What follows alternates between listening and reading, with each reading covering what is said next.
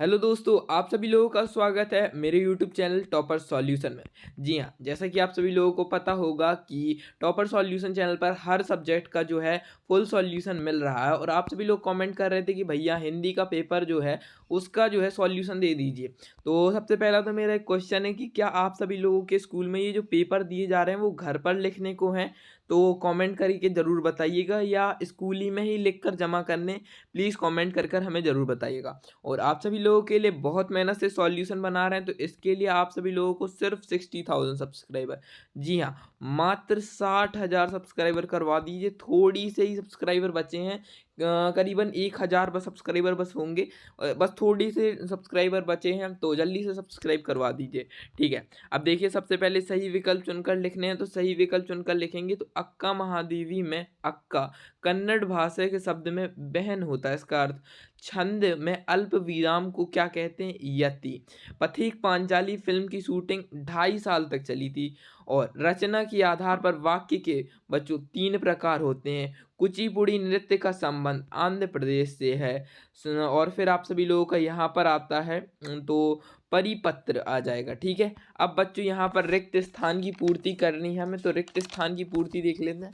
सबसे पहले अपन लोगों का आएगा कि रीतिकाल का प्रमुख रस है श्रृंगार। पेट में चूहे दौड़ना, तो ये आप सभी लोगों का लक्षणा शब्द शक्ति है। फिर मियां नसरुद्दीन नान भाई के मसीहा थे। संस्कृत भाषा से हिंदी में बिना परिवर्तन के आए शब्द तत्सम शब्द कहलाते हैं। कुई की खुदाई का काम चेजा कहलाता था। ठीक है, हिंदी का पहला साप्ताहिक पत्र हमारा उदित मार्तंड था। फिर आते हैं हमारे निम्नलिखित कथनों में समर्थ सत्य या असत्य चुनिए। 6 आंसर, मतलब 6 नंबर का क्वेश्चन है। तो निर्मल, तो इसका आंसर आप सभी लोगों को बताना है। आदिवासी परिवार में हुआ था, तो इसका आंसर बिल्कुल सही है, निर्मला। फिर इसका आंसर बताना है कि इनका जन्म आदिवासी परिवार में हुआ था। जी हाँ। छंद के गुणों की संख्या 9 होती है। जी हाँ, ये बिल्कुल सही है। गलता लूहा पाठ के लेखक शेखर जोशी हैं। जी हाँ, ये भी सही है। प्राप्त किसी संख्या का शब्द अलंकार पहले प्रयोग होता है, तो यह सत्य हो जाएगा। छठवा वाला सत्य हो जाएगा। एंड गुप्त काल कलाओं का स्वर्ण युग कहलाता है, तो जी हाँ, स्वर्ण युग कहलाता है। एंड सरकारी पत्र औपचारिक, जी, ई पत्र की श्रेणी में आते हैं, तो जी नहीं, असत्य हो जाएगा। ठीक है, फोर्थ एंड फिफ्थ सिक्स्थ को छोड़कर बाकी सब सत्य हैं। चलिए, अब आ जाते हैं सही जोड़ी मिलाकर लिखनी है, 7 नंबर की आएंगी ये। तो महावीर प्रसाद द्विवेदी, तो इनका आएगा द्विवेदी युग। तार साप्ताहिक प्रयोगवाद मन्नू भंडारी की रचना है मैं हार गई। शब्द के अर्थ व्यापार, तो इसका आंसर आ जाएगा आप सभी लोगों का, इसका आ जाएगा सप्तशक्ति। ठीक है, शुभकामनाएं आशीर्वाद, शुभकामनाएं आशीर्वाद, इसका आंसर आ जाएगा छा इच्छावाचक वाक्य। ठीक है, फिर आप सभी लोगों का इसका आ जाएगा एनकोडिंग। एंड छठवें सातवें वाले का आ जाएगा राजस्थान की रजत बूंदें। ठीक है, फिर आते हैं हमारे निम्नलिखित प्रश्नों के उत्तर, एक एक वाक्य में लिखिए, 7 नंबर के ही आएंगे। तो सबसे पहले अक्का महादेवी के आराध्य देव का नाम क्या था? चन्न मल्लिकार्जुन, चन्न मल्लिकार्जुन, मल्लिकार्जुन। एंड फिर आप सभी लोगों का आता है पंडित राज जगन्नाथ के अनुसार काव्य की परिभाषा, तो इसके आंसर आप सभी लोगों को नीचे मिल जाएंगे। ठीक है, फिर निर्गुण भक्ति धारा की 2 विशेषताएं, कवि दुष्यंत कुमार उम्र भर के लिए पलायन क्यों करना चाहते थे। रोला छंद की परिभाषा उदाहरण सहित देनी, और हास्य रस की परिभाषा उदाहरण सहित। प्रबंध काव्य और मुक्तक काव्य में अंतर बताने हैं, उदाहरण के साथ। रेखा चित्र एवं संस्मरण में कोई अंतर बताने हैं, उदाहरण के साथ। नाटक एकांकी में उदाहरण के साथ अंतर बताने हैं। फिर आ जाते हैं हमारे 11वें वाले में, भारत की चर्चा चाचा नेहरू कब और किस करते थे। ठीक है, यहाँ पर आप सभी लोगों का है करते थे। फिर है शब्द युग किसे कहते हैं, यह कितने प्रकार के होते हैं, नाम लिखिए। फिर आप सभी लोगों के आ जाते हैं राजभाषा एवं राष्ट्रभाषा में कोई 2 अंतर, 2 नंबर का है ये। फिर है आप सभी लोगों का शास्त्रीय संगीत में लय कितने प्रकार के होते हैं, तो इन सभी के आंसर आप सभी लोग देख लीजिए। क्वेश्चन क्वेश्चन आप सभी लोगों ने आई गेस देख लिए होंगे, पीडीएफ हमारे टेलीग्राम चैनल से मिल गई होगी। अगर आप सभी लोग ज्वाइन नहीं हुए तो जाकर जल्दी से ज्वाइन करो सकते हैं। और 60,000 सब्सक्राइबर का तो बच्चों टारगेट मत भूलना, प्लीज़ आप सभी लोगों के लिए बहुत मेहनत से पीडीएफ वगैरह बनाते हैं, तो प्लीज़ जल्दी से 60,000 सब्सक्राइबर करवा दो। तो देखिए ये तो हमारे ऑब्जेक्टिव रहे, ये हमने सारे बता दिए। 5 नंबर वाले आंसर रहे, देखिए इन्हें स्क्रीनशॉट ले लीजिए। 5वां और 7वां नहीं बना है, तो अगर आप सभी लोगों से बना हो तो कमेंट कर दीजिएगा, मैं उसका कमेंट पिन कर दूंगा, ठीक है।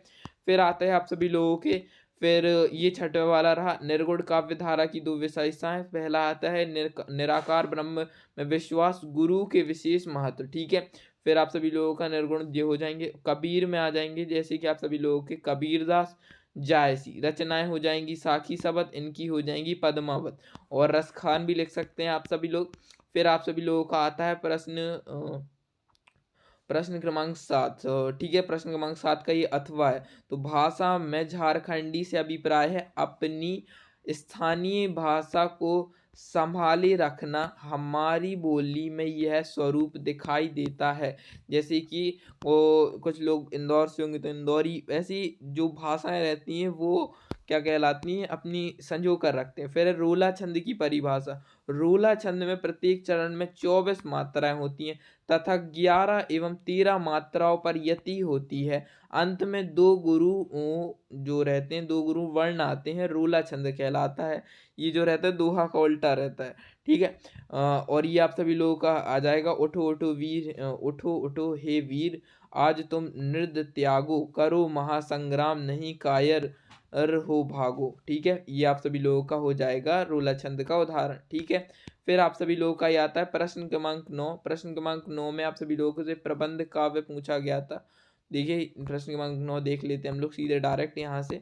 प्रश्न क्रमांक 9 में क्या पूछा गया? प्रश्न क्रमांक 9 में पूछा गया प्रबंध काव्य में मुक्तक काव्य में अंतर लिखने। तो देखिए हमने सीधे विस्तृत जो है स्क्रीनशॉट ले लिया है। तो प्रबंध काव्य की विशेषताएं आ गई हैं, तो प्रबंध काव्य लिख लीजिएगा, ये प्रबंध काव्य की विशेषताएं नहीं। और ये मुक्तक काव्य, साथ में ही अंतर लिखें। प्रबंध काव्य में एक कथा होती है, मुक्तक काव्य में कथा के स्थान पर भाव और विचार रहते हैं, ठीक है। प्रबंध काव्य में छंदों में तत्समता होती है, जबकि मुक्तक काव्य में छंदों में निर्बंधता होती है, ठीक है। एंड प्रबंध काव्य विषय प्रधान होते हैं, उनमें निजात्मकता होती है, ठीक है। ये हो जाएंगे। एंड प्रबंध काव्य जैसे हमारे हो जाएंगे रामचरितमानस, और मुक्तक काव्य का उदाहरण हो जाएंगे सूर के पद, ठीक है। फिर आते हैं हमारी ये 10वां वाला हो गया नाटक और एकांकी में अंतर, ठीक है। और उदाहरण के लिए आप सभी लोग लिख सकते हैं नाटक में चंद्रगुप्त, और एकांकी में लिख सकते हैं 9th में पढ़ी होगी रीढ़ की हड्डी लिख सकते हैं एकांकी में। एंड ये 13 वाला रहा जवाहरलाल नेहरू से, ठीक है। तो ये जवाहरलाल नेहरू ने जो बताया है कि भारतीय जो रहते हैं वो भारत माता किसे कहते हैं। तो ये आप सभी लोग स्क्रीनशॉट ले लीजिए 11वें वाले का। और ये 12वें वाले का अथवा रहा, ठीक है। आप सभी लोगों इससे प्रयास है कि कम से कम शब्दों में वस्तु में विशेष और अधिक बताया जाए। ये विज्ञापन की विशेषताएं बतानी तो थी, ये 3 विशेषताएं रही। विज्ञापन लिखते समय उत्पाद एवं उपभोक्ता दोनों का ध्यान रखना चाहिए, ठीक है। और विज्ञापन किसी वर्ग के लिए बताया जा रहा है, यह भी ध्यान देना चाहिए, जैसे साबुन का विज्ञापन हो, ठीक है। और विज्ञापन लिखते समय कम शब्दों में अधिक बात कहनी चाहिए, ठीक है। कम शब्दों में अधिक बात कह जाए, ठीक है। विज्ञापन आप सभी लोग ऐड देखते होंगे, उनमें आप सभी लोगों को पता चल जाता होगा कि वो लोग कम टाइम में जो है पूरी विशेषताएं बताए जाते हैं किसकी, अपने प्रोडक्ट की। एंड अब आ जाते हैं 13वां वाला प्रश्न, राष्ट्रभाषा और राजभाषा की ये दोनों परिभाषाएं रहीं। इनका स्क्रीनशॉट ले सकते हैं, पीडीएफ आपको मिल जाएगी हमारे व्हाट्सएप ग्रुप और टेलीग्राम ग्रुप में। अब देखिए ये जो आ जाती है संगीत में लय कितने 3 प्रकार के होते हैं, मध्य लय, विलंबन लय और जो हो जाता है द्रुत लय, ठीक है। ये 3 लय होते हैं संगीत में। एंड फिर आ जाती है 15वां वाला रहा, तो 15वां वाले का स्क्रीनशॉट ले लीजिए। एंड ये 16वां वाला रहा मीराबाई की, जो देखिए सकते हैं रचनाएं, भाव पक्ष कला पक्ष। थोड़े बड़े हो गए हैं, रचनाओं में आप सिर्फ लिख सकते हैं गीता गोविंदा और आप सभी लोग मीरा के पद, ये 2 रचनाएं हो जाएंगी। भाव पक्ष छोटा सा लिख सकते हैं आप सभी लोग, ज़्यादा नहीं लिखना है, जितना लिख सकते हैं। एंड कला पक्ष भी छोटा ही सा आप लोग लिख दीजिए, अगर ज़्यादा पढ़ेंगे तो भी दिक्कत नहीं है, पढ़ पूरा लीजिए, बाकी आप सभी लोग लिखना तो है तो छोटा भी लिख सकते हैं, ठीक है। फिर ये 17वां वाला 2 रचनाएं लिखनी है, किसकी, शेखर जोशी की। और आप सभी लोगों की ये जो हो जाएंगी भाषा शैली और साहित्य में स्थान, यहाँ पर मिल जाएगा आप सभी लोग, ये रहा साहित्य में स्थान, ठीक है।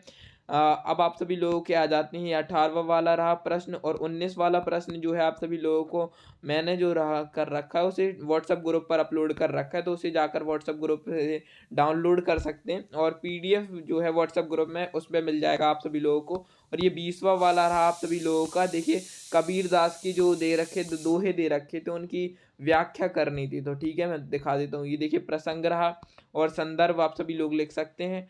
ठीक है, संदर्भ में जो ही आप सभी लोग लिखेंगे कि कबीर दास जी ने इस काव्यांश में ये कहने का प्रयास किया है, और व्याख्या ये कर देंगे आप लोग। कबीर दास कहते हैं कि हम तो जान लिए हैं कि ईश्वर एक है। ठीक है, अब इसे वो दूसरों को समझाने के लिए किस प्रकार कहते हैं कि लोग जो है अलग अलग प्रकार से जो क्या करते हैं ईश्वर को पूजते हैं।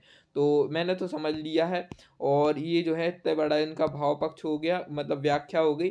एंड अब आ जाते हैं अपने नेक्स्ट क्वेश्चन पर 21 वाली में। तो ये रहा गद्यांश का जो रहा संदर्भ प्रसंग और व्याख्या, तो इसे देख सकते हैं, और विशेषताएं ये रही। और ये 22 वाला रहा, 22वें वाले में आप सभी लोगों की जो हो जाएंगी सेवा और अध्यक्ष, ये रहा पूरा का पूरा आप सभी लोगों का 22। ठीक है, एंड ये 23 वाला रहा भारत मेरा भारत महान। ठीक है, मेरे सपनों का भारत, सॉरी ये मेरे सपनों के भारत का आप सभी लोगों का निबंध रहा, या जो आर्टिकल है जो भी है आप सभी लोग देख लीजिए, स्क्रीनशॉट ले लीजिए। बाकी पीडीएफ मिल जाएगी हमारे टेलीग्राम चैनल और व्हाट्सएप चैनल पर, तो वहाँ उसको ज्वाइन करना ना भूलें। और कमेंट बॉक्स में प्लीज़ जल्दी बता दें कि हिंदी का सेट बी डालें सॉल्यूशन का पूरा, या हम केमिस्ट्री का सॉल्यूशन डालें। ठीक है, तो कमेंट बॉक्स में जल्दी से बता दीजिएगा हमें।